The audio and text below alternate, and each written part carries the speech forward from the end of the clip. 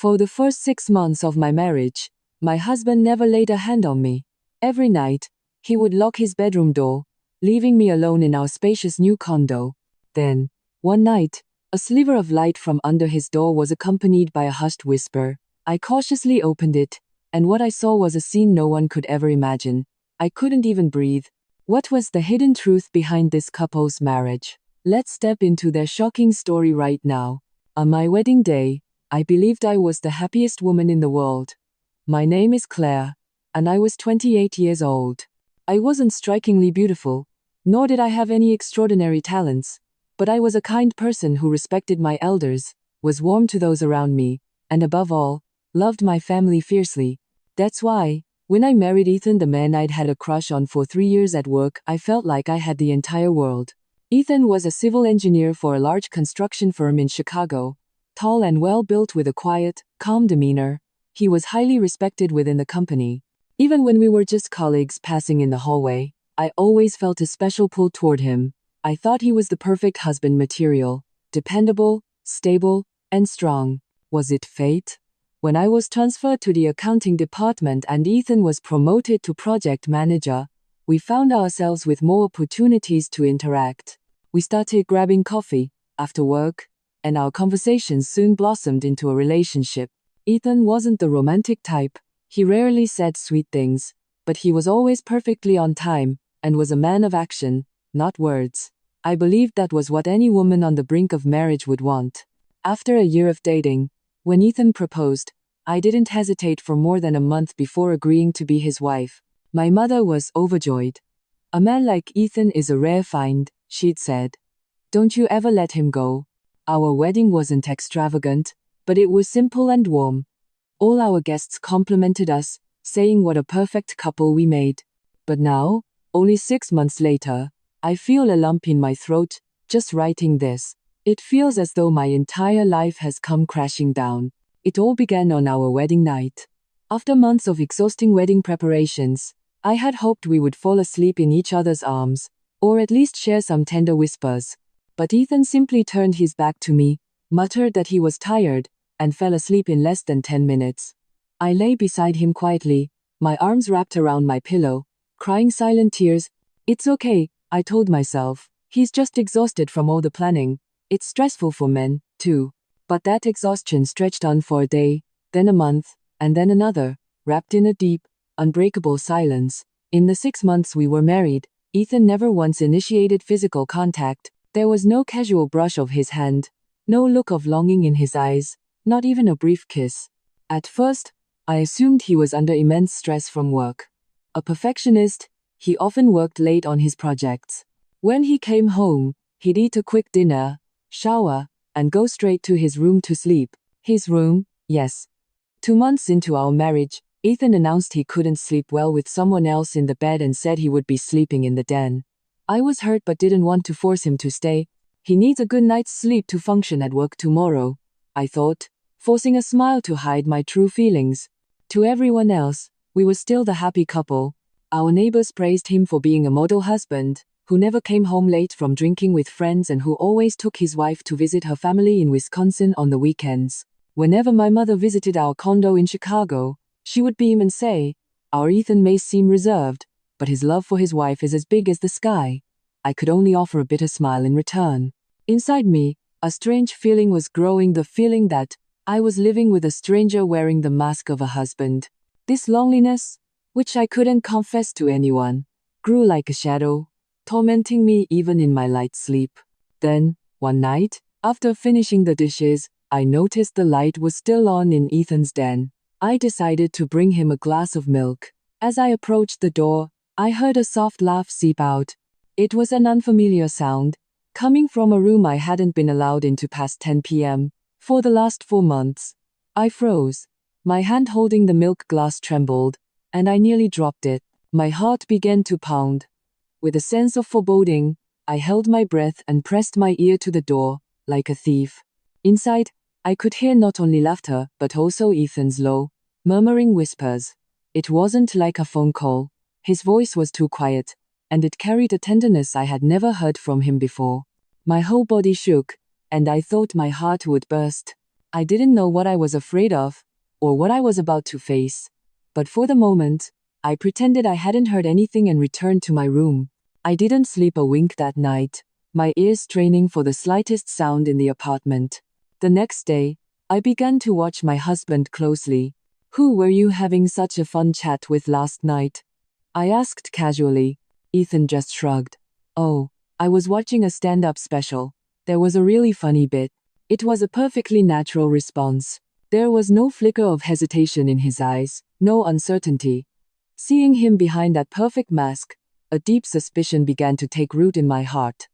This wasn't just about him avoiding intimacy with me. This wasn't the problem of a reserved husband. It was a sign of a massive secret I had yet to uncover. I decided I couldn't wait any longer.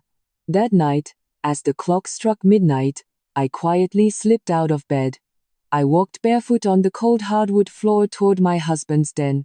The light leaking from under the door was a thin sliver, but it was enough to make me hold my breath.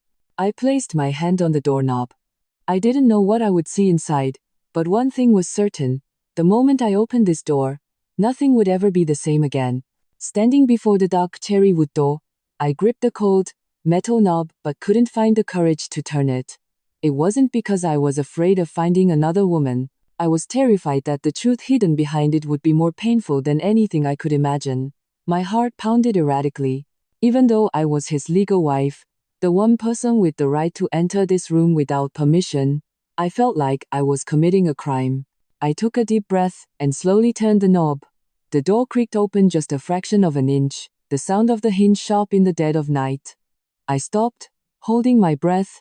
Inside, a desk lamp cast a small circle of light. I took another step forward and peered through the crack. And then, I froze. There was no woman in the room. My husband was sitting with his back to the door, looking at his laptop. The brightly lit screen, and the image reflected within it, made my legs feel like they would give out. It was a video call. The screen was split in two. On the other side was another man, a very young man, probably in his early 20s, with blonde streaks in his hair and an earring. The two of them were talking and laughing with an uncanny intimacy. I couldn't make out the words, but the look in Ethan's eyes, a look I hadn't received once in 6 months, was directed entirely at the young man on the screen. It wasn't just affection.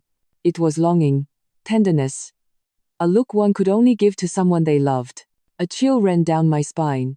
I couldn't tell if I was dreaming. My hands and feet went numb, and I felt as if all the blood was draining from my body. I was just an empty shell, clinging to the doorknob for support. Just then, Ethan smiled at the screen. "I missed you like crazy," he said. "If you hadn't called tonight, I think I would have lost my mind." The young man on the other end replied in a playful tone. "I missed you too, but you look so thin lately. You have that beautiful wife, and you're not even eating properly." Those words struck me like a dagger to the heart. I couldn't bear it any longer. I stumbled backward, fleeing to my room. The sound of my own door slamming shut felt like my heart dropping to the floor. I collapsed onto the bed, my mind in chaos, tears streaming uncontrollably down my face. So that was it. That was the reason for everything.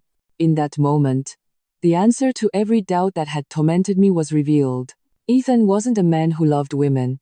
He didn't need physical intimacy with me, not because he was tired or stressed from work, but because his heart already belonged to another man. I didn't know what to do. I didn't sleep at all that night. The image of the two men whispering words of love through a laptop screen replayed in my mind over and over. Every time I pictured it, my heart felt like it was being squeezed in a vice. I didn't want to condemn him for his identity. That wasn't his choice. My rage stemmed from one question: why did you deceive me? Why did he drag me into this marriage when he knew there was no chance of happiness? For the past 6 months, I had foolishly tried my best to be a good wife, to understand him, to embrace him, and what had he been doing? He was living a double life. In public, he played the part of a model husband, while behind closed doors, he carried on a secret relationship with another man. It was a betrayal that no excuse could ever justify. The next morning, I forced myself to compose my thoughts, and got up early to make breakfast as usual. Ethan sat at the table, his face a mask of ignorance. He ate his oatmeal, talked about a new construction site, and even asked if I wanted to go see a movie over the weekend. I just nodded quietly. I didn't say a word. I wasn't ready to speak yet. Not out of fear, but because I needed time to think about what to do next. I didn't want to act on impulse, or let everything explode without a plan. A few days later, while he was out, I secretly checked his laptop. The conversation logs with that man, the affectionate photos, the messages dripping with love, it was all there. It was undeniable proof. This wasn't just an issue of identity. It was a betrayal of my trust and my honor, a mockery of the hopes and love I had invested in our dream of a perfect family. I had been nothing more than a supporting actress in his play. A few weeks later, I drove home to Wisconsin. My mother greeted me with her usual bright smile. "How are you two lovebirds doing? Our Ethan is such a good man." I managed a sad smile and replied, "We're fine, Mom, we're doing great." I couldn't bring myself to tell her the truth. The moment I did, I knew I would have to face a barrage of questions, looks of pity, and all the small town gossip that would follow. No one would ever imagine that a man like Ethan could be living such a lie, but I knew I had to face it eventually. I couldn't spend the rest of my life in a loveless home, pretending to be happy for a man who was using me as a shield. I started to make a plan. I consulted with a lawyer and quietly prepared the necessary documents. I calmly organized everything in my mind. I had no intention of causing a scene, shaming him, or exposing him online. I would leave quietly, but with my head held high. I had loved Ethan, and I had dreamed of a family with him. But life doesn't always send you the person who is right for you. And sometimes, the person who is right for you is the wrong person for someone else. I sat in front of the mirror and brushed my long hair. It was the same simple, unassuming style I'd had since we married. No perm, no dye. In the mirror, my eyes no longer held the innocence of a newlywed. Instead, they were filled with a deep, nameless sorrow. My tightly pressed lips seemed to be swallowing the pain. I couldn't speak. I knew I couldn't keep up the act any longer. That evening, I waited for Ethan to come home early. I told him I had something important to discuss, making an excuse about a dinner reservation with clients. As always, he nodded without any show of emotion. "Okay, I'll be home early then. It's nice to have dinner at home. It's been a while since we've eaten together." Hearing those words, I felt a lump form in my throat. A while? It hadn't been that long. It was just that at every meal, he would keep his head down, eat quickly, and then disappear into his room. It was a distance built on unexplained silence. I prepared a simple but carefully made dinner. His favorite beef stew, golden brown pan-seared chicken, sautéed green beans, and baked salmon. The small condo filled with the warm smell of a home-cooked meal, just like in the early days of our marriage. Tragically, the love was already gone. Ethan came home. He was in his usual neat dress shirt, his expression relaxed. I sat him down at the table, ladled hot stew into his bowl, and smiled. He offered a faint smile back, as he always did. Throughout the meal, I watched him in silence, as if it were the last supper I would ever share with the man I had loved. After dinner, I slowly cleared the table and called him into the living room. He looked at me with a puzzled expression. "Is something serious going on? You've been acting strange today." I didn't answer right away. I poured 2 glasses of water, placed one in front of him, and sat down across from him. Looking him straight in the eye, I began. "Ethan, for once, let's be completely honest with each other." He paused for a moment, then nodded. "Okay, what is it?" I bit my lip. My heart was pounding fiercely. I didn't want to beat around the bush anymore. "I know about you and him." Ethan's face went pale in an instant. He didn't ask, "Him who?" It wasn't the typical reaction of a cheating husband. He didn't deny it or confirm it. He just stared at me blankly for a few seconds before lowering his head. His clasped hands were trembling slightly. Seeing him like that, I felt no sense of victory, only a sharp pain in my heart. It felt like I had lost something precious. "I saw you," I continued. "That night, when you thought I was asleep. I heard and saw everything from outside the door." Ethan let out a long, deep sigh. He leaned back against the sofa, looking up at the ceiling as if searching for something to hold on to. After a long moment, he finally spoke. "I'm sorry." I smiled, but tears streamed down my face. "Sorry, is that all you have to say?" For 6 months, I struggled through doubt and waiting. trying so hard to be a real wife. But you, I never meant to deceive you, Ethan said urgently. I thought getting married would change everything. I thought I could live a normal life, that I could forget my past, and forget who I am. So I was just a tool to help you forget your past? I raised my voice. Do you have any idea how cruel that was? He was silent. I was silent. The air between us was heavy, ready to burst. After a long pause, Ethan, with his head still bowed, spoke in a choked voice. I didn't think you'd find out so soon. I honestly never wanted to hurt you. The pressure from my family was just too much. My parents are very conservative, and they would never have accepted me for who I am. I tried to resist, but it was useless. Then they met you and pushed me to get married. You were so kind and good. I thought if I married you, I could hide everything. I thought everyone would be at peace, you, my parents. Everyone would see me as a model man. As I listened to his words, it felt like blades were being driven into my heart, one by one. And what about me?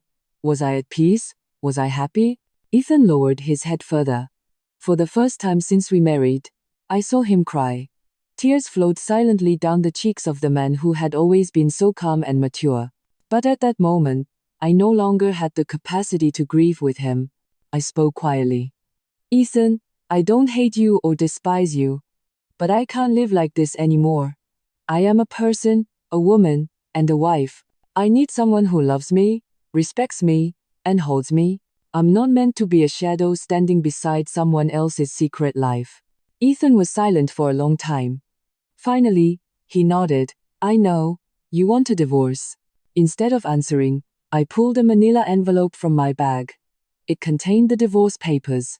My part was already filled out and signed. Only his signature was missing.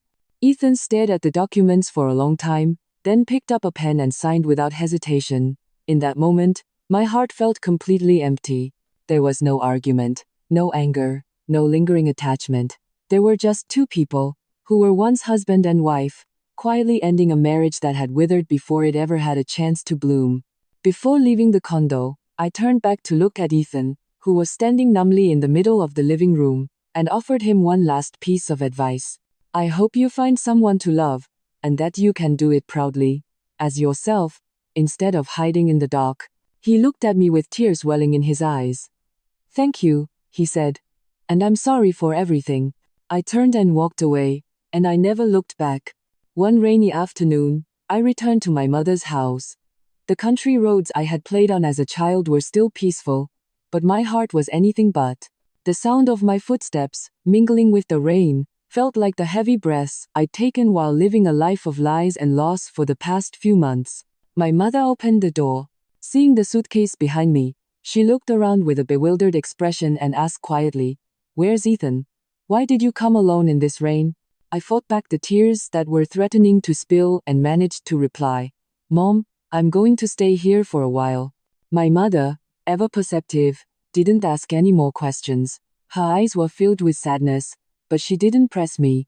She just turned to go inside and said in a loud, clear voice, Hurry in, you'll catch a cold. Mom will make you some hot ginger tea. Here, no one can make things hard for you. That simple sentence felt like a bomb on my fractured soul. The tension left my body, and I let go of my suitcase. Like a lost child finally returning home after a long time, I burst into tears. Over the next few days, I lived like someone waking from a long dream. There was no more cold dinner table that I had to clear alone. No more nights spent staring at the wall while listening to my husband's laughter from the next room. Instead, there was the sound of wind rustling through the birch trees and the familiar tune my mother hummed as she swept the porch. I told my mother everything. At first, she just blinked in shock, as if she couldn't comprehend it. She took my hand and asked in a trembling voice, So, he married you to hide who he really is? When I nodded, my throat tightened. My mother sighed a long, heavy sigh and murmured, My poor daughter, but that man is pitiful, too. How painful must it have been to live like that? I was stunned. I had expected her to be furious, to curse him, or at the very least, resent him, but my mother just sighed again, without a single word of blame. I'm not taking his side, she said. But living your whole life unable to be yourself is like living in shackles. I can understand it, but my heart still breaks more for my daughter. Forget it all. Just think of it as a stumble you took to learn how to walk more steadily. Mom's here now. I'll take care of everything. I burst into tears again. My mother was the same as she had always been. With her slightly stooped back, she had never wished for me to be successful or brilliant. She only ever wanted me to live an honest and peaceful life. I decided to stay in my hometown to heal. I quit my job at the firm and found part-time work at the small general store at the edge of town. I managed the books and helped stock shelves, earning enough to cover my own expenses. In the evenings, I tutored some of the local kids in math and English. The children loved the stories I told them. They called me Miss Claire, the best storyteller in town, and chatted away on my porch every evening. Gradually, I began to forget the sleepless nights spent waiting for my husband to open his door. The pain from the man who had scarred my heart began to fade. Life in the countryside was slow, but it was warmer than any fancy condo I had ever lived in. One afternoon, as I was balancing the store's ledger, a motorcycle pulled up out front. The man who walked in, taking off his helmet, was tall and smiling, holding a basket of fruit. "Claire, do you remember me?" I looked up and was startled. It was Caleb, a friend from high school. Back then, we were just ordinary friends. He was good at math and would often help me with difficult problems. After graduation, we went our separate ways and lost touch. I had heard a rumor that he'd been working as an electrician in Milwaukee before moving somewhere else, but I never expected to see him here again. I smiled. "How could I forget you? I got in trouble with Mr. Henderson for copying your homework once." Caleb laughed loudly. "That's right. You copied my work but still managed to leave out half the steps. Don't worry, there's no one to get you in trouble now. I just came by to see an old friend." I offered Caleb a chair, and we sat and reminisced about old times. I briefly mentioned that I had recently gotten divorced, but didn't go into detail. Caleb didn't press for more, just nodded, a flicker of sadness in his eyes. "My mom's not doing so well, so I came back home for a while," he said. "I'll probably be around for some time. Maybe I'll become one of Miss Claire's students, coming to hear a story every evening." His light-hearted joke warmed my heart in a strange way. It had been a long time since I'd had such a natural conversation with someone. After that, Caleb started stopping by the store every evening. Sometimes he'd buy a few pens, other times he'd just sit and have an iced coffee, chatting about nothing in particular. My mother saw him one day and teased me. "That Caleb, he used to be so scrawny. He's really filled out now. You don't think he has a thing for you, do you?" I just laughed and didn't answer, but a part of my heart fluttered. I didn't want to think too far ahead. The wounds in my heart hadn't fully healed, and my spirit was still hesitant. But I thought that someday, if I ever felt strong enough to open my heart again, maybe, just maybe, I might make a place for Caleb to enter. After all, life has a way of bringing you the unexpected. Perhaps it's only after weathering a great storm that a person truly understands where they are meant to be. I thought it was all over. After that cold, quiet divorce, I believed the past would fade away like a summer shower. I had started to find peace in my hometown, a simple life working at the store, tutoring kids on the porch, and occasionally chatting with Caleb under the shade of an old maple tree. But life always has a way of tossing a small stone into a calm lake, creating unexpected ripples. That afternoon, I had just finished my tutoring session when my mother came out holding a letter. "This is for you," she said. "The sender is Ethan." For a moment, I felt as if a cold wind had blown through me, and my body went rigid. My mother handed me the letter, and went back to the kitchen without another word. In this age of texts and calls, a handwritten letter must have struck her as odd, too. I sat on the porch, my hands trembling as I opened the envelope. His familiar, neat handwriting came into view. "Claire, I know I have no right to send you this letter, but after you left, I felt like a hollow man. Not because you were gone, but because I realized that in our 6 months together, the only genuine feeling I had was gratitude toward you." I paused my reading and took a deep breath. Each word seemed to touch a raw nerve in my heart. The love was gone, but the emotions had been real. "I know you were hurt. I was wrong from the beginning, choosing to run away instead of facing the truth. I thought that by marrying you, I could deny my true self, but I underestimated you. You were kind, wise, and most importantly, a woman who knew how to love with her whole heart. In the face of that sincerity, I felt like nothing but a small, selfish person. I'm not writing this to apologize. Apologies are meaningless now. I just wanted to tell you that you deserve to be happy. And if you ever find someone else, please let them know what an amazing woman you are. Tell them that even this liar truly wanted to love you. I've been transferred to another region, and I'm leaving. I'm going to start over. No more hiding, no more playing the part of the ideal husband. For the first time in my life, I want to live as myself. I'll lose a lot, but at least I won't lose myself. Thank you for being a page in my clumsy youth, Claire. And I'm sorry. Ethan. I folded the letter. A tear traced a silent path down my cheek. It wasn't because of lingering affection, but because a weight had been lifted from my heart. Perhaps I needed this closure, this acknowledgement. I needed confirmation that the pain I had endured was not meaningless. Ethan had chosen his own path, a difficult but honest one. And I, too, was rebuilding my life from the smallest of things. That night, I took the letter to the backyard, to the old oak tree my father had planted. I burned it under the tree. The paper turned to ash and scattered in the wind. I wasn't trying to erase the past, but to fully let it go. In the days that followed, my life became even slower and more peaceful. I felt as if a heavy stone that had been weighing on my neck for the past 6 months had finally been removed. Caleb still visited the store regularly, but I no longer kept my distance or put up a guard around him. One afternoon, after buying a few office supplies, he lingered in his seat for a long time. Fiddling with a fountain pen, he spoke with an anxious look in his eyes. Claire, I've wanted to ask you something for a while, but it felt wrong. I smiled lightly. What is it? Caleb paused for a moment before asking. Your divorce. Was it because there was someone else? I stiffened. He knew. It made sense. The whole town must have noticed me returning with swollen eyes and living a quiet, reclusive life. I didn't answer right away. I looked out at the distant fields, golden in the setting sun, and sighed. It wasn't that there was someone else, it was that I wasn't the one. Caleb frowned. What does that mean? I turned to him, a sad smile on my face. He doesn't love women. I was just a cover for him to hide behind. I thought if I was a good enough person, I could change him. But you can't force feelings.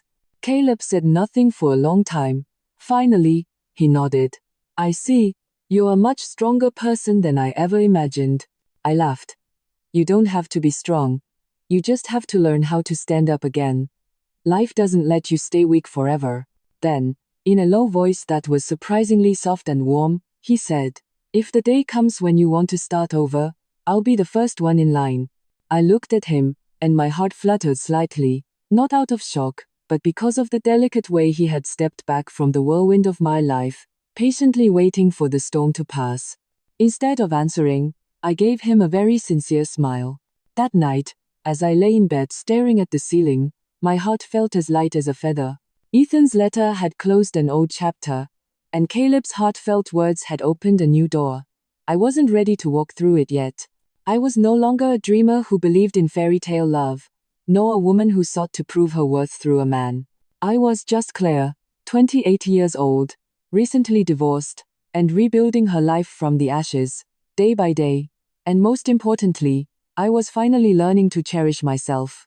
I thought everything was finally settled, that my life would continue on its peaceful path, living quietly with my mother, teaching the children, and sometimes chatting with Caleb under the old tree.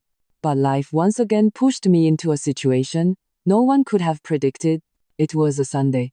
I was cleaning the store when the loud wail of an ambulance siren echoed from the town entrance. It was a rare occurrence for an ambulance to be needed in our small town, so people rushed out to see what was happening. An elderly woman from the neighborhood, panting as she passed, said, there was an accident at the quarry. Some young man from out of town. They say he hit his head pretty bad. My heart dropped. It was unusual for strangers to come to our town. It had been raining for days, making the dirt path slippery, and the guardrail at the quarry had collapsed last week and hadn't been repaired yet.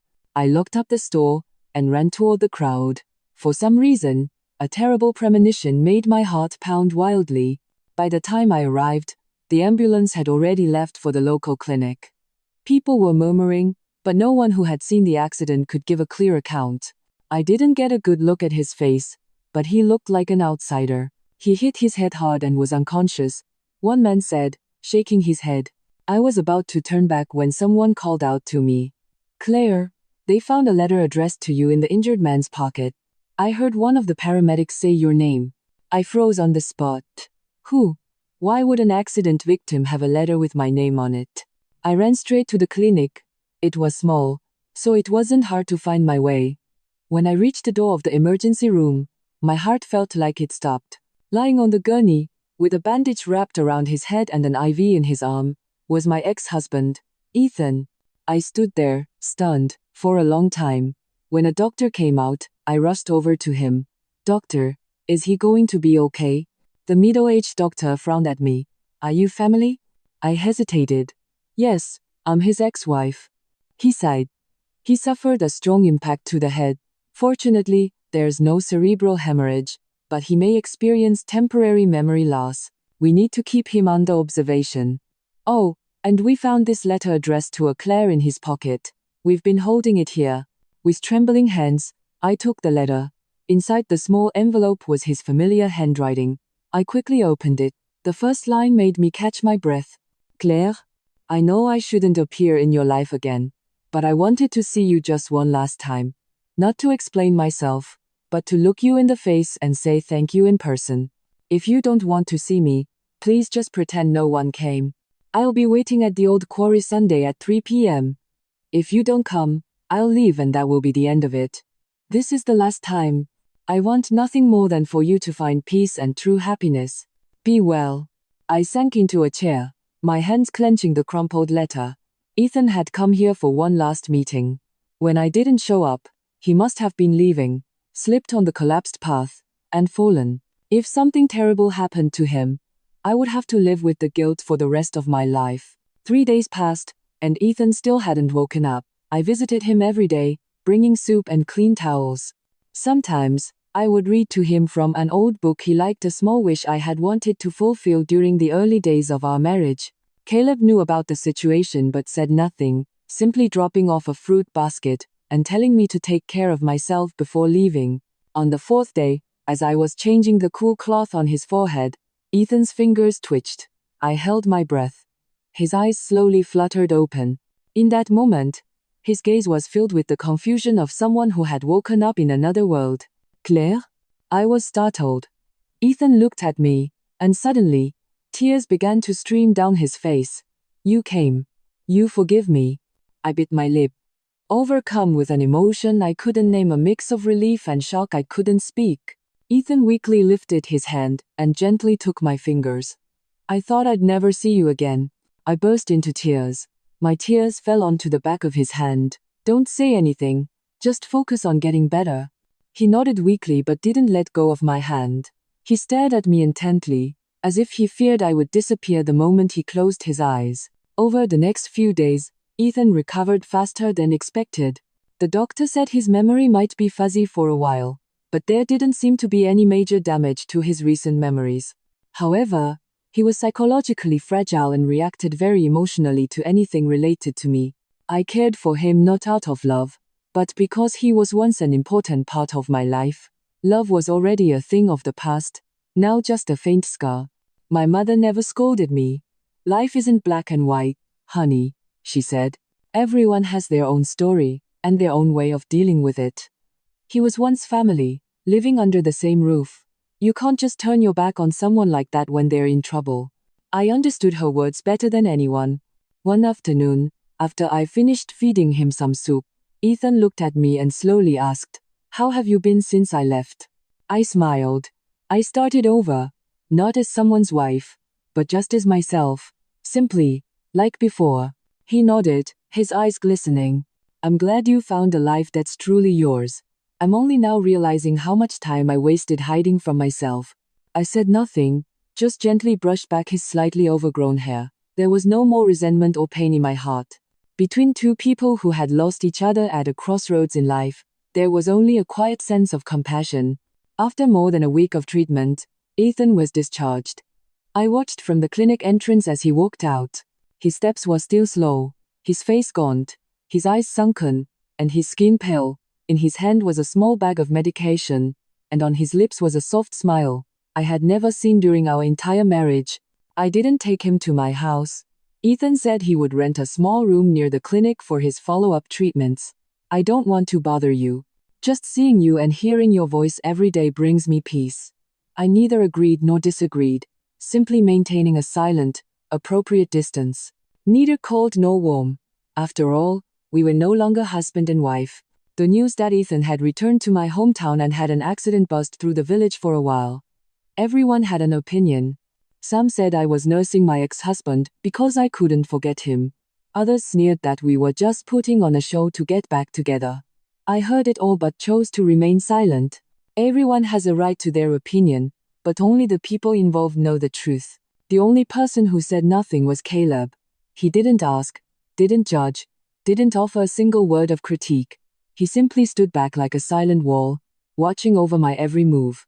One evening, as I was organizing the children's homework, Caleb came by. He didn't buy anything, nor did he sit for long as he used to. He just stood there for a moment and said, "I didn't come to buy anything tonight. I came because I have something to say to you." When I looked up, I could see sadness clouding his face under the faint light from the store. He seemed to be suppressing something significant. "I know you must be going through a lot because of Ethan's accident. I understand you're a compassionate person. But I need to know if there's any room left in your heart for someone else." His question was direct and sharp. I was taken aback, not because I didn't have an answer, but because my own heart was still a confused mess.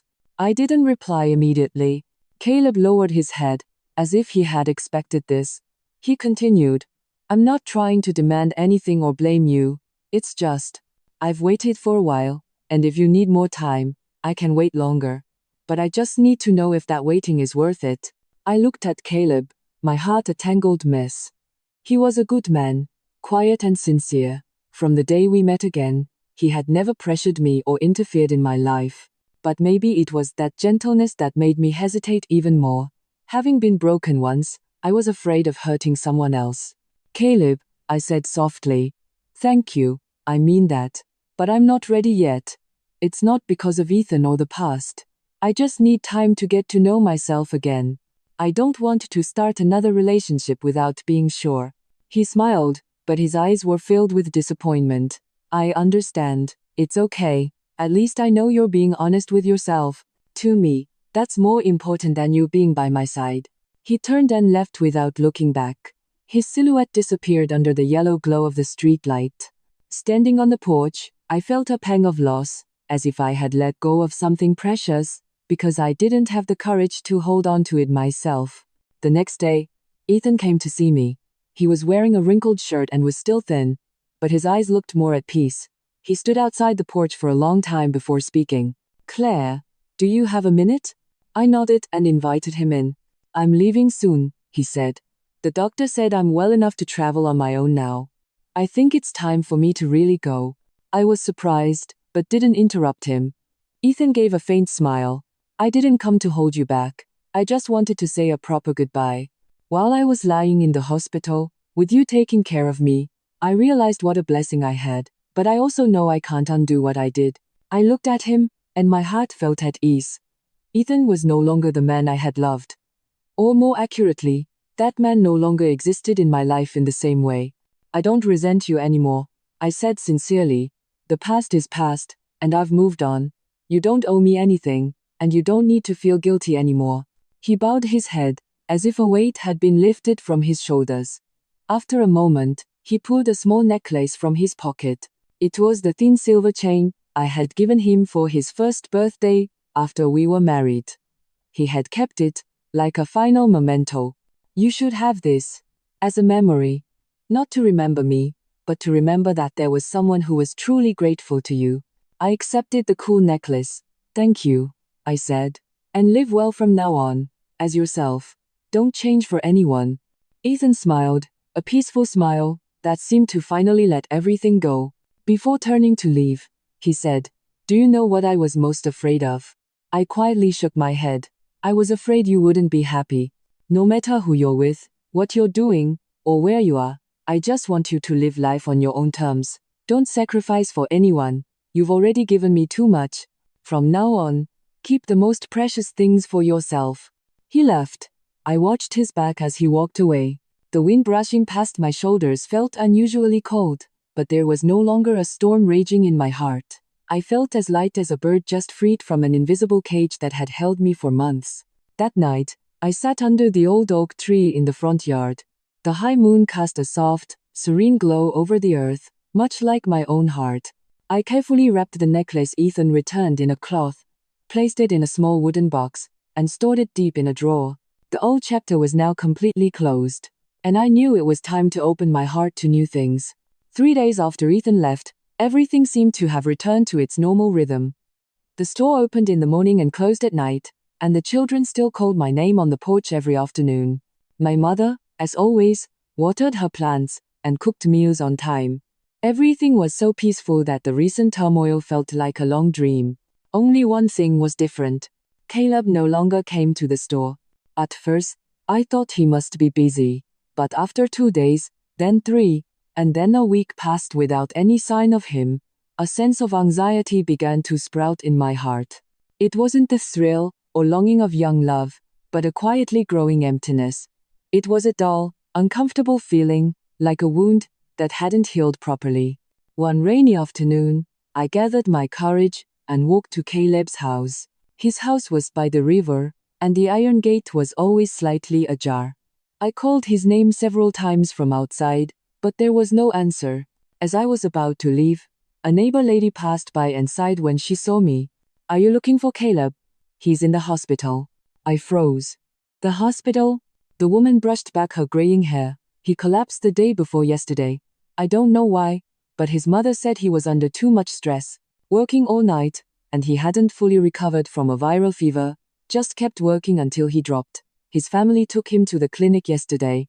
He's probably lying there now." My heart sank. I barely managed to say goodbye before driving straight to the clinic. Caleb was in a bed by the window in a general ward. When I entered, his mother was wiping his face. She smiled gently when she saw me. "Claire, is that you?" I bowed respectfully. "Yes, Mrs. Henderson. Hello." I heard Caleb was admitted and came to see him. His mother nodded and then quietly left the room, leaving Caleb and me alone. He had his eyes closed. His face was pale, and his cheeks were hollow. I sat beside the bed and quietly watched the man who had once given me a gentle smile and asked a question that had shaken my heart. "Is there any room left in your heart for someone else?" I gently placed my hand on his, the one with the IV. The moment my fingertips touched his skin, Caleb flinched slightly. He slowly opened his eyes, stared blankly for a moment, and then whispered, "Claire." I nodded, my lips trembling. "It's me." He gave a pale smile. "You came. I thought no one would come this time." Looking at him, my throat tightened. "Why didn't you say anything? You were sick and didn't even call." He quietly closed his eyes, his voice growing softer. "I thought if I didn't say anything, you wouldn't have to worry. You have your own life, a past to sort out, and a present to heal. I'm just an outsider." The words tumbled out of me before I could stop them. "No, you're not." He opened his eyes and looked at me. "What do you mean?" I lowered my head and said, almost in a whisper, "You're not an outsider. In my heart, you've never been an outsider." The air in the room seemed to freeze. It was a feeling I had never once spoken aloud, had never dared to admit. But in this moment, sitting beside this exhausted man, my heart was racing. I realized that even during the joyful days when I was engrossed in my work, even on those afternoons when I found myself waiting to hear the sound of his motorcycle at the store's entrance, I had been slowly opening my heart without knowing it. Caleb looked at me with eyes that were like sunshine breaking through a cloudy day. "Do you mean it?" I nodded slightly. "But I'm still scared. I don't have the confidence to start again. I need more time. I need to be sure that I love you for who you are, not because you appeared when I was trying to escape a failed marriage." He smiled. It was a pale smile, but strangely beautiful. "Then I'll wait. I don't need a promise. Just knowing there's a place for me in your heart is enough." I squeezed his hand tightly, for the first time without hesitation. From that day on, I went to the hospital every day. bringing soup, milk, and a few small books. We didn't talk much. Sometimes we just sat side by side, listening to the hum of the fan, or watching the flower tree outside the window sway in the wind. But in those quiet moments, I realized I was taking one step at a time towards something peaceful. Not fierce or flashy, but something deep and warm. A week later, Caleb was discharged. I helped his mother take him home. The house by the river was still peaceful. His mother, beaming, whispered to me, "That boy, he was so worried about opening his heart to you that he kept it all bottled up. Even in the hospital, he kept calling your name. I'm so glad things worked out." I blushed and just smiled, but something inside me had definitely changed. That evening, Caleb stood in the yard, watching me hang laundry on the line. He approached quietly, as he always did. "Are you not scared anymore?" I turned to look him straight in the eye. "I'm still scared, but I'm not afraid to love anymore." He smiled and held out his hand. "Then let's start over from the beginning. No past, no burdens, no expectations." I took his hand. A warm feeling spread through me. It felt like my heart, which had been swaying amidst so many uncertain choices, had finally found a place to rest. I didn't know what the future held, but at least now, I was living honestly with myself. No more hiding, no more lying, no more being tied to the past. Some wounds don't heal quickly, but some people can soothe that pain just by being there, waiting patiently with a sincere heart. Caleb was that person. One crisp late autumn morning, as I was sweeping the porch, my mother called out from the kitchen, "Claire, you have a visitor." I wiped my hands on my apron and went to the front gate. Seeing the person standing there, I froze completely. It was Ethan's sister, Michelle. I stood rooted to the spot. Michelle looked the same as ever, tall, with wavy, brown, dyed hair, impeccably dressed, and with sharp eyes that seemed ready to take on the world. When I was her sister-in-law, she had been a woman of few words, but her gaze had always pushed me away, making me feel like an outsider. But today, standing at my gate with a gift basket in her hand, her familiar sharp gaze was replaced by a faint look of bewilderment, and something akin to a plea. "Hello, Claire." I nodded silently. My mother came out of the house, looking just as surprised as I was. "Oh, who is this?" "Hello, Mom. I'm Michelle, Ethan's Claire's ex-husband's sister." My mother's brow furrowed slightly, but she remained polite. "Please, come in." I served tea, and Michelle and I sat facing each other. An awkward tension filled the air. She took a sip of tea and then sighed. "Claire, I hesitated a lot before coming here, but I felt like I would regret it for the rest of my life if I didn't tell you this." I looked at her, a sense of foreboding rising in my heart. "What is it?" Michelle quietly lowered her head, her voice dropping. "Ethan is sick, very sick. It's late-stage pancreatic cancer. They found something abnormal in his blood tests after the accident here. He went for a detailed examination in Chicago, and they found the tumor had already spread." She paused. "He knew, but he hid it from everyone. He didn't want anyone to know, especially you." I felt like I was frozen in place. Her words were like a cascade of ice water, a ringing in my ears. I stared at her without moving. I couldn't believe it. I didn't want to believe it. Michelle continued in a choked voice. "He didn't tell our parents or me. He just left me a letter, asking me to find you and ask for one last favor." I still couldn't process it. My mind was a jumble, with only the words cancer, tumor, and didn't tell anyone echoing in my ears. My heart clenched. The man who was once my husband, who had hurt me so deeply and left me in silence, was now fighting a terrible disease all by himself. "Where is he now?" I asked, my voice cracking. "He's in Chicago. He rented a room near the hospital, and is getting tests and treatment alone. He won't let anyone visit, won't accept any money. He says if he has any time left, he just wants to live quietly, without being a burden to anyone." I bit my lip, my throat tightening. Why didn't he tell me? We're nothing to each other now. There's no reason for him to be afraid of being a burden. Michelle shook her head. "It's because you're nothing to each other that he was scared of hurting you more. He said you suffered enough because of him. If he had any conscience left, he had to let you live in peace." I couldn't hold it in any longer, and burst into tears.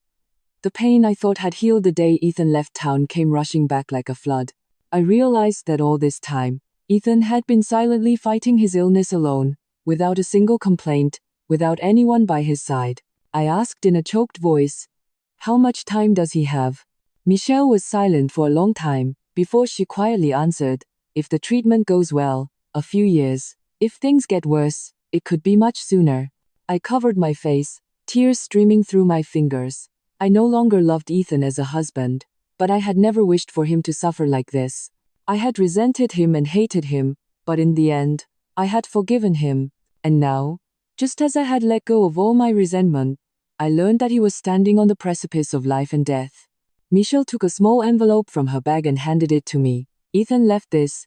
He said if you don't want to read it, I should burn it. If you do, he wants you to keep it as a memory." With trembling hands, I took the letter. That night, I couldn't sleep. I sat alone on the porch under the familiar oak tree, moonlight filtering through its leaves. I clutched Ethan's letter and opened the envelope. His neat, thin handwriting was there again. "Claire, by the time you read this, my sister will have told you everything. I'm sorry for hiding it. I didn't want you to come back into my life out of pity. I know I have no more chances with you. I have no right to make you worry or care. I just wanted to say, while I was getting treatment alone, the image of you holding my hand in the hospital, making me soup, changing the cloth on my forehead, and smiling faintly, that's what gave me the strength to live. You were the only reason I wanted to live even one more day. If we can meet again in the next life, I hope I will be a man who can love you with complete courage and protect you from beginning to end. Ethan." I cried until I had no energy left. Not for a love that couldn't be, but for the fact that a man facing a harsh fate was, until the very end, carrying the guilt of a broken relationship. I didn't know what to do. Should I go to him? Should I put everything on hold to be with the man who had once hurt me but was now fighting death alone? Or should I let all of this drift away like dust? The sound of my mother's cough from inside the house brought me back to reality, and I knew. Tomorrow morning, I had to make a decision, whether it was duty, compassion, or pain. I could no longer sit still and pretend I didn't know. Some people only realize the value of love at the very end, and I didn't want him to face his final moments alone. On a late autumn morning, I headed to Chicago. The cold wind bit through my coat, sending a chill down my spine. My heart felt unsettled and quiet, as if I were returning to a piece of the past I hadn't dared to face head-on. The bus swayed slowly, moving through the endless city streets. I sat by the window, clutching a small bag that held Ethan's letter. His trembling handwriting was still vivid in my mind. I wasn't entirely sure why I was there. Was it responsibility, compassion, or was it that something inside me hadn't completely let him go? All I knew was that I couldn't turn away. Michelle had given me the address of where Ethan was staying. It was in a rundown area of single-story houses near a specialized cancer hospital. The moment I got off the bus, I was shocked by the scene before me. Patients were curled up on makeshift beds in the hallways, and family members sat scattered on benches, eating instant noodles in the cold. A deep sense of despair hung in everyone's eyes. I found his room number, 305, and knocked several times, but there was no answer. I tried calling his phone, but it was off. I was at a loss when a woman from the next room came out. "Who are you looking for?" she asked. "I'm here to see Ethan in room 305. The woman nodded. "Oh, the young engineer from the country? He's been here for about 2 weeks. An ambulance came and took him away yesterday. They said he was so weak he started coughing up blood. Poor thing. He was always so quiet. No one ever came to see him." I was devastated. "Do you know which hospital he was taken to?" "Probably the cancer center right nearby. You can ask at the emergency room." Without a moment's hesitation, I ran to the hospital. It was a labyrinth of narrow corridors, crowds of people, and the sharp smell of disinfectant. I explained the situation at the front desk, and they directed me to the emergency ICU. And there, I saw Ethan. He was lying on a cold, stainless steel bed.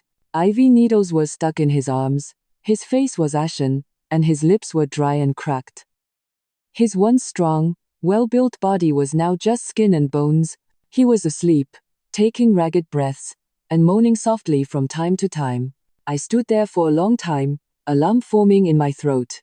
A nurse approached me. Are you his guardian? I nodded. I'm his ex-wife. The nurse looked at me with pity. He has a bleeding ulcer and is severely dehydrated, causing his blood pressure to drop critically. He's too weak, so we've had to temporarily stop his chemotherapy. The doctor says if there's no one here to support him, he might not make it through this. She handed me a clipboard. As his guardian, could you please handle the admission paperwork? I didn't hesitate. Yes, give me the forms. As she handed me the papers, she added quietly, he needs encouragement. He's been alone for days. No one has come to visit. I clenched my fists, walked over to the bed, leaned down, and called his name softly. Ethan, Ethan, it's me, it's Claire. He stirred slightly, his eyes slowly, blurrily opened. The moment he recognized me, his pupils contracted, and tears began to pour from his eyes. Claire, why are you here? I placed my hand on his. I know everything, Michelle told me. I didn't come out of pity. I came because I couldn't let you go through this all by yourself. He sobbed, his trembling hand gripping mine. His touch was as fragile as a thread. I didn't want you to see me like this. Then I'll close my eyes, I said with a small smile, my own tears falling onto his cheek. But I'm still going to be here. We may not be husband and wife anymore, but I'm the person who lived with you, ate dinner with you, and placed my hopes in our home. I'm only human. How could I turn my back on you? Ethan squeezed my hand tighter. His eyes were full of tears, but his face looked strangely peaceful. You're still such a good person. I stayed by his bedside all night. That night, for the first time since the divorce, my heart felt a strange sense of fullness. It wasn't love or lingering affection. It was a kind of grace. It felt as if all the resentment and hurt had become a light breeze, brushing past my shoulders and disappearing. The next morning, I officially handled Ethan's hospital admission. I took a week off from work to stay with him. I helped with his meals and hygiene and prepared his treatment documents. He was so weak that some days he would throw up after just a few spoonfuls of porridge. But whenever I held his hand and encouraged him, he would try to swallow one more spoonful. One day, he said, if you hadn't come, I think I would have given up. I held his hand gently. Don't think like that. You still have time. And you have family. And people who love you. He was silent. His eyes welled up, and then he whispered with difficulty. But I don't have as much time as you think. I turned to look at him, my heart pounding. Why would you say that? He looked at me, his lips trembling as he spoke. The tumor has spread to my liver. The doctor said if my body doesn't respond to the next round of chemo, I might only have a few months left.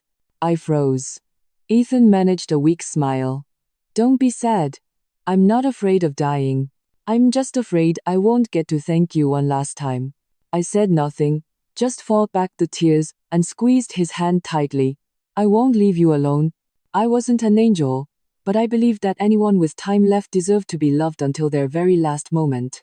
I stayed by Ethan's side for a week before leaving the hospital. Before returning to my hometown, I spoke with the doctor, prepaid a portion of the hospital bill, and asked a nurse I knew to look after Ethan for a few days. He was so weak he could barely move, and he was only lucid for a few hours a day. Whenever I fed him, he would cling to my hand as if afraid I would vanish into thin air, that I wouldn't be there when he opened his eyes. I returned home not because I wanted to abandon him, but because I needed to give a clear answer to the other person in my heart. Caleb. Since I had left for Chicago, he hadn't called, texted, or asked how I was. But I knew it was the silence of a mature man. There was no resentment, no lingering attachment, no noisy emotional display. He understood me, and was waiting for me to speak first. As dusk fell, I returned to my town. The store was closed. My mother was waiting for me at the front gate, as if she had been for some time. When she saw me, her eyes were a mixture of joy and concern. How is Ethan? Not good, Mom, I sighed. I hired a caregiver, and came back. I'll have to go back in a few days. My mother said nothing, just gently stroked my back as she always did. I felt my heart lighten. That night, I went to Caleb's house. A warm yellow light glowed from the house by the river. The sound of the water was a quiet murmur. The gate was slightly ajar. He was there, in his usual steadfast way, sitting on the porch reading a book. A steaming mug sat beside him. When he saw me, he looked up. There was no surprise, just a warm gaze, like a small flame burning in the palm of one's hand on a winter day. "You're back." I nodded. "Yes, I have something to tell you." Caleb was silent for a moment, then gestured for me to sit. I sat in the familiar chair, took a deep breath, and looked him straight in the eye. "Caleb, there's something I have to say. Honestly, without beating around the bush." He nodded calmly. "I'm listening." I clasped my hands together. The words felt like they had thorns as they came out. "Ethan is very sick. He's not going to live much longer." I went back not because of love, but because I couldn't turn away. I wanted to give him the last bit of courtesy, the remaining bit of compassion. Caleb looked at me for a long time before speaking. "I know." I froze. "You know?" He nodded, his eyes never leaving mine. "I heard from Michelle. The day she came to see you, she met with me, too." I didn't say anything because I didn't want to confuse you even more. I lowered my head, my throat tightening. "So you're not angry with me?" He smiled sadly. "I'm not angry. My heart ached, but you're a good person. If you had turned your back on Ethan now, I probably would have had to rethink the person I love." I gripped the hem of my shirt. He continued. "But I need to know this. While you were in Chicago, did you ever think of me? Even for a moment?" I looked up. The river breeze tousled my hair, but my heart felt still. "Yes," I answered softly. "I thought of you. Every night, even while I was by Ethan's side, I thought of you. But I tried not to think too deeply. I was afraid that if my heart wavered, I wouldn't be able to finish what I had to do." He looked at me, and this time, his gaze softened like moonlight hidden behind the leaves of a tree. "So, what are you going to do now?" I took a deep breath and lifted my head. "I'm going back to Chicago, and I'll stay by Ethan's side until he's gone. Whether it's a week or a month. It's not about love. It's about honoring the final duty between two people who were once husband and wife." I paused, then continued. "But I won't stay there forever. When it's all over, I'll come back. And if you're still here, waiting for me, I will come to you." The wind died down, and the river became as still as a mirror. Caleb smiled. It was a warm smile, like the first spring after a long winter. "Where would I go? I was away from home for 10 years, and I still waited to see you again. What's another month?" I burst into tears. Not out of sadness, but out of the relief of knowing I had a place to return to. The overwhelming feeling that there was someone willing to wait for me with open arms. The next morning, I headed back to Chicago. This time, I packed not only the necessary luggage, but also a sense of peace in my heart. I had sorted everything out, putting the past and the present in their proper places. I was no longer wandering or hiding anything. Ethan was happy to see me. He whispered, "You really came back." I smiled. I promised I wouldn't turn away. I wasn't just saying it. He held my hand, his eyes filled with tears. "Thank you. You're the most wonderful woman I've ever known. And I'm a man who will never deserve you." I smiled, neither denying nor comforting him. No excuses were needed for the past. I just quietly and completely stayed by his side. Over the next few days, I cared for Ethan like family. I washed him, fed him, read to him, and talked with him. The shabby room warmed with the sound of conversation, laughter, and at night, the sound of relieved breathing. One night, Ethan called me to his bedside. He said quietly, "Claire, if I don't wake up tomorrow, don't be sad. I've lived enough. Enough to know what love is, and how to properly let it go." I didn't cry. I just held his hand and said, "Sleep, I'm here. We'll think about tomorrow, tomorrow." I didn't know how much longer Ethan would live, but I knew that these moments were the most complete days for both of us. There was no more resentment or sense of debt, only the empathy of two hearts who, though their paths had crossed tragically, had enough grace left to see each other off on their final journey. Ethan passed away on a soft, sunny morning. I was sitting by the window, peeling an apple, when the sound of the ventilator in the room wavered, then stretched into a long, thin, faint sound that seemed to vanish into the air. I dropped the knife and rushed to his side. His eyes were slightly open, and his lips moved with difficulty to form one last word. "Claire." I sat beside the bed, and took his hand. I'm here. Ethan breathed with difficulty. His eyes were hazy, as if covered in fog. He looked at me, and smiled faintly. It was a pale smile, but it looked utterly content. Thank you for coming. I couldn't hold back my tears, but I didn't cry out loud. I just pressed my forehead to his hand and whispered, Don't worry, I'll live well. You can rest in peace. Ethan gave a small nod. His eyes seemed about to close, as if he were looking through me to some distant memory held deep in his heart. A single tear rolled down from the corner of his eye. And then, his hand went limp. There were no gasps for breath, no painful struggle. It was just like the sigh of a person who has walked a long road and finally found a peaceful place to rest, letting go of a heavy burden. I sat quietly beside him, holding his hand as it grew cold. The room was silent, and only the morning sun streamed through the window, painting the old walls yellow. I didn't cry out loud. I just quietly wiped his face, straightened his pillow, and closed his eyes. And I placed the silver necklace in his hand. It was a quiet farewell between two people who were once husband and wife. Ethan was the biggest wound of my life. Now, he had departed with all his scars and guilt, and in return, he gave me a heart healed by forgiveness. As per the will stated in his last letter, I took him back to his hometown. He had wished to be buried next to his parents under the fruit tree in his childhood backyard. His family greeted me with a completely different attitude than when I had left. There were no more suspicious glances or snide remarks. They looked at me with respect and gratitude. It was a late but sincere thank you. His mother hugged me, buried her face in my shoulder, and wept. It was my fault. Back then, I thought you had abandoned my son. Now I finally understand. You were the only one who stayed with him until the end. I just nodded quietly. Grief was no longer a heavy burden but a light rain after a long drought. It washed away misunderstandings and cleansed wrongful thoughts. After the funeral, I didn't stay long. I no longer belonged there. I was just someone from the past who had passed through to finish what needed to be done. I returned to my town, to the small house with the window full of pink blooming flowers. That evening, I walked out to the river. The moon rose over the mountains, casting a silvery light on the water's surface. The town road was quiet, filled only with the chirping of crickets and the scent of pine carried on the wind. Caleb was there, under the familiar old oak tree, with his hands in his pockets and his head slightly bowed. He looked just the same as he had before I left. When I approached, he looked up. His gaze was soft yet full of deep emotion. You're back, I nodded. Yes, I'm back. We were silent for a moment. There was no need to ask questions or explain.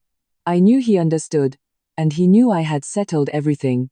I walked over and held out my hand. Are you still waiting? He smiled without a word, and took my hand in a firm grip.